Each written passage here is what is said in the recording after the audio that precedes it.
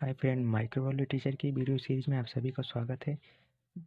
आज हम बात करने वाले हैं इलेक्ट्रॉन माइक्रोस्कोप के बारे में। जैसा कि हमने पिछली वीडियो में इलेक्ट्रॉन माइक्रोस्कोप में बात की थी, उसमें हमने जाना इंट्रोडक्शन के बारे में, इलेक्ट्रॉन माइक्रोस्कोप के प्रिंसिपल के बारे में, और सबसे इम्पोर्टेंट चीज़ जो इलेक्ट्रॉन माइक्रोस्कोप में हम देखते हैं स्पेसिमेन, उसको प्रिपेयर कैसे किया जाता है। तो हमने पिछली वीडियो में इलेक्ट्रॉन माइक्रोस्कोप के द्वारा देखे जाने वाले स्पेसिमेन को प्रिपेयर कैसे कहते हैं, उस प्रिपरेशन के बारे में पढ़ा था और उसके टाइप के बारे में पढ़ा था। ठीक है, तो अभी हम बात करने वाले हैं इलेक्ट्रॉन माइक्रोस्कोप की टाइप के बारे में, जो कि दो प्रकार की होती है, जिनमें से हम उनमें से पहले प्रकार के बारे में बात करने वाले हैं, जिसको हम ट्रांसमिशन इलेक्ट्रॉन माइक्रोस्कोप कहते हैं। ठीक है, और इसको शॉर्ट में हम टेम भी बोलते हैं। ठीक, तो इसमें क्या करते हैं और कैसे करते हैं जानेंगे इस वीडियो में।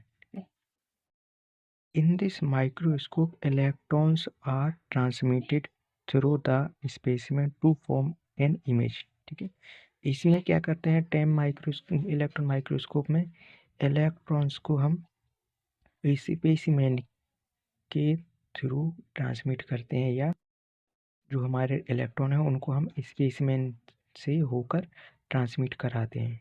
ठीक है, तो चलिए हम जानते हैं मैकेनिज्म के बारे में, इसमें कैसे वर्क होता है। ठीक है, तो सबसे पहले ये जान लेते हैं कि इसमें हम यूज करते हैं टंगस्टन फिलामेंट का। ठीक है, ये जो है ये टंगस्टन फिलामेंट है। जैसे ही हम इसको 20,000 किलो वाट की वोल्टेज से हीट करते हैं, तो इसमें से इलेक्ट्रॉन जनरेट होते हैं।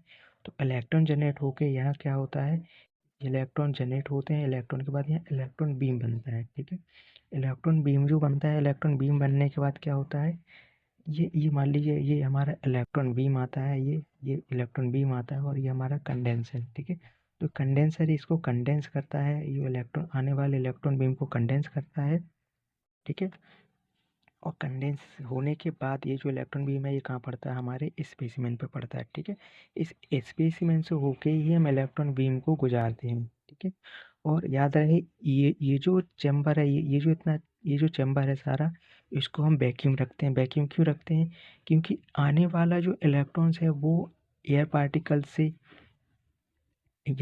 से टकरा के, ताकि इलेक्ट्रॉन एयर पार्टिकल से टकरा के डिफ्लेक्टेड ना हो। ठीक है, और इसके बाद क्या करते हैं, ये जो इलेक्ट्रॉन बीम है यहाँ से स्पेसिमेन से होती हुई ऑब्जेक्टिव लेंस के थ्रू ये कहाँ इंटरमीडिएट लेंस की होती हुई कहाँ हमारे प्रोजेक्टर लेंस पे पड़ती है। ठीक है, प्रोजेक्टर लेंस के बाद यहाँ क्या है, यहाँ जो यहाँ इमेज बनती है, एक स्क्रीन पे देखते हैं। ठीक है, क्योंकि यहाँ इलेक्ट्रॉन माइक्रोस्कोप में एक सिस्टम लगा होता है, और उस सिस्टम पे हम क्या इसकी इमेज देखते हैं। ठीक है, टेम जो इलेक्ट्रॉन माइक्रोस्कोप है, इसकी संरचना और कार्य स्कैनिंग इलेक्ट्रॉन माइक्रोस्कोप की कंपेरेटिवली थोड़ा डिफरेंस होता है, और इसका रेजोल्यूशन पावर कितना होता है, 50 पिको। ठीक है, पिकोमीटर तक होता है। ठीक है, अब क्या करता है, ट्रांसमिशन इलेक्ट्रॉन माइक्रो इलेक्ट्रॉन को इंक्रीज करता है कितना, 70% तक। ठीक है, यह इलेक्ट्रॉन माइक्रोस्कोप जो है, इसमें लाइट को हम कितना 70% तक इंक्रीज कर सकते हैं। देन जो विजिबल लाइट है उसके कंपेरेटिवली हम इसको कितना कर सकते हैं, 70%। देन इसको एक्सीलरेट कर सकते हैं या इंक्रीज कर सकते हैं। ठीक है, इसके बाद क्या होता है, इलेक्ट्रॉन बीम का निर्माण करता है। ठीक है, और लाइट जो है वो इलेक्ट्रॉन बीम का निर्माण निर्माण करता है। और क्या होता है, इसमें लगे इलेक्ट्रोमैग्नेटिक लेंस जो है वो क्या करते हैं, इलेक्ट्रॉन बीम की एक फॉर्म बनाते हैं। ठीक है, जैसे ये आ रहा है, ये इलेक्ट्रोमैग्नेट की बीम जो है ये क्या करते हैं, ये जो आने वाला इलेक्ट्रॉन है उसका एक बीम बनाते हैं। ठीक है, और इलेक्ट्रॉन के बीम को हम स्पेस में से होकर गुजारते हैं। ठीक है,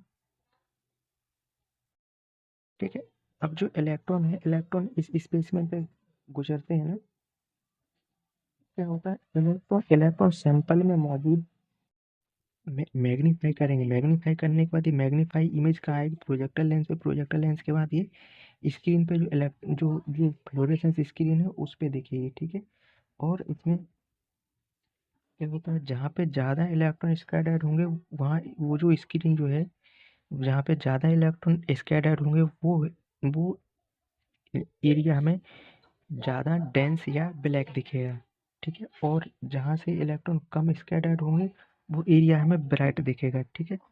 क्यों दिखेगा? क्योंकि स्पेसिमेन जो है, स्पेसिमेन हमारा मॉलिक्यूल से बना हुआ है, और मॉलिक्यूल्स इलेक्ट्रॉन क्या है, इलेक्ट्रॉन भी एक मॉलिक्यूल्स है, और वो जो हमारा स्पेसिमेन वो भी इलेक्ट्रॉन से मिलकर बना हुआ है, ठीक है। तो जैसे ही क्या होगा कि इलेक्ट्रॉन जैसे ही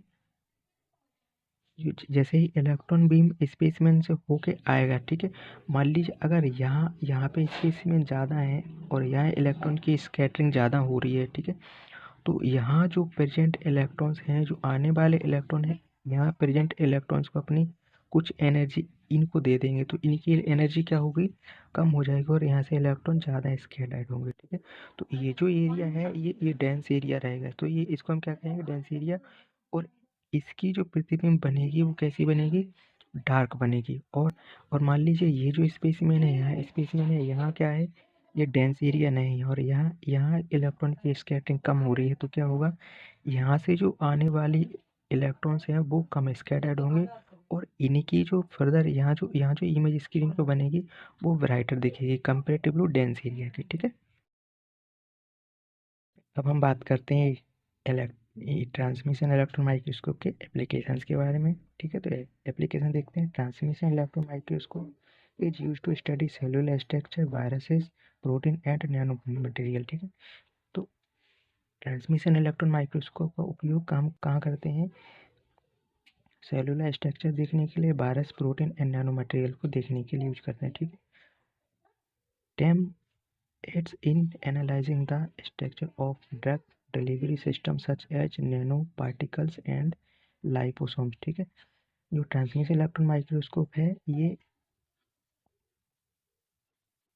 नैनो पार्टिकल्स एंड लाइपोसोम में के एनालिसिस में हमें क्या करती है, हेल्प करती है, ठीक है, या उनके स्ट्रक्चर को देखने में हेल्प करती है, ठीक है।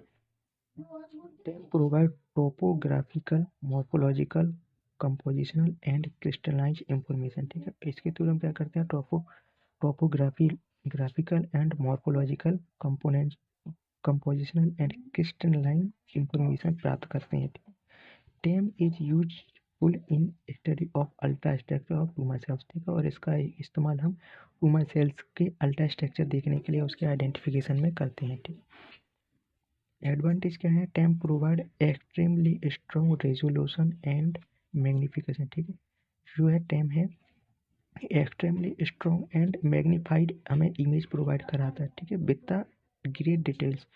Transmission electron microscope offer details on the structure of element and components, ठीक है। ट्रांसमिशन इलेक्ट्रॉन माइक्रोस्कोप क्या करता है, हमें डिटेल्स स्ट्रक्चर एंड एलिमेंट्स के और उसके कंपाउंड के बारे में स्टडी करने में हेल्प करता है, ठीक है।